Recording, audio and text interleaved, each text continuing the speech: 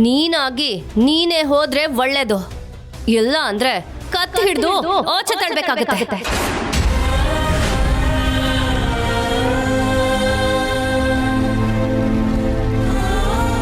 ಅಲ್ಲ, ನಿನಗ್ ಸ್ವಲ್ಪನೂ ನಾಚಿಕೆ ಮಾನ ಮರ್ಯಾದೆ ಏನೂ ಇಲ್ವಾ?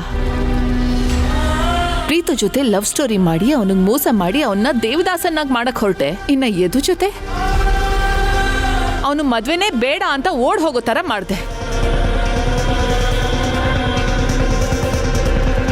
ಇವಾಗ ನಮ್ಮಪ್ಪನಿಗೆ ಮರಳು ಮಾಡಿ ಮೋಸ ಮಾಡಿ ನಮ್ಮ ಆಸ್ತಿ ಹೊಡೆಯೋದಕ್ಕೆ ಮ್ಯಾರೇಜ್ ಸ್ಟೋರಿನೂ ಮಾಡ್ದೆ.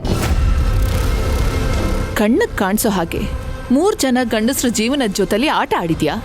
ಇನ್ನು ಕಾಣಿಸ್ತಾ ಇರೋ ಹಾಗೆ ಎಷ್ಟು ಜನ ಜೀವನದಲ್ಲಿ ಆಟ ಆಡಿದ್ಯೋ?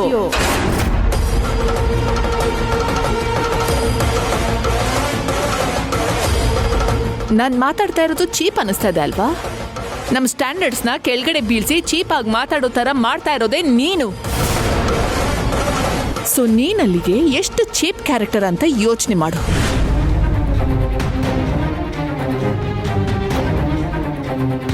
ನೀವೇನ್ರಿ ನೋಡ್ಕೊಂಡು ಸುಮ್ಮನೆ ಕೂತ್ಕೊಂಡ್ಬಿಟ್ಟಿದ್ದೀರಾ? ನೀವೇನು ಮಾತಾಡಲ್ವಾ?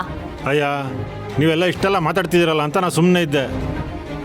ನನ್ನ ಕೇಳೋದಾದ್ರೆ ಅವ್ರವ್ರು ಮಾಡಿದ್ದನ್ನು ಅವ್ರವರೇ ಅನುಭವಿಸ್ಬೇಕು. ನಾವು ಮಾತಾಡಿ ಯಾಕೆ ಬಾಯಿ ನೋವಿಸ್ಕೋಬೇಕು? ಸುಮ್ಮನೆ ಊಟ ಮಾಡಿ. ಏನ್ರಿ ಮಾತಾಡ್ತಿದ್ದೀರಾ? ಹಾ, ಮನೆ ಬೆಂಕಿ ಹತ್ಕೊಂಡು ಉರಿತಿರ್ಬೇಕಾದ್ರೆ ಯಾರೋ ಊಟಕ್ಕೆ ಉಪ್ಪು ಕಡಿಮೆ ಆಯ್ತು ಅಂದ್ರಂತೆ. ಹಂಗಾಯ್ತು ನಿಮ್ ಕತೆ.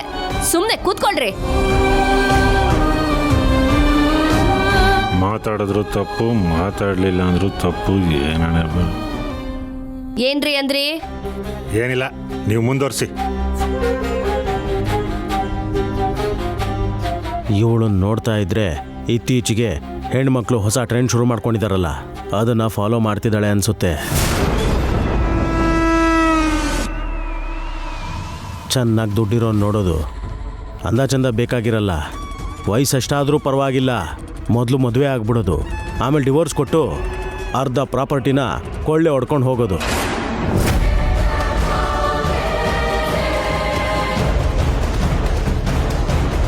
ನನಗೇನೋ ಇವಳು ಅದನ್ನು ಮಾಡೋಕ್ಕೆ ಬಂದಿದ್ದಾಳೆ ಅನಿಸುತ್ತೆ.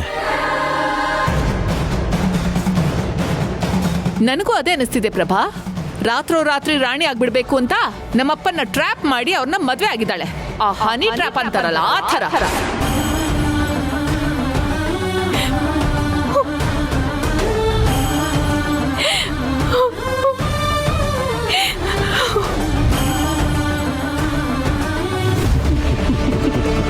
ಅತ್ಗೆ, ಇದು ನಮ್ಮ ಮೊದಲನೇ ಗೆಲುವು.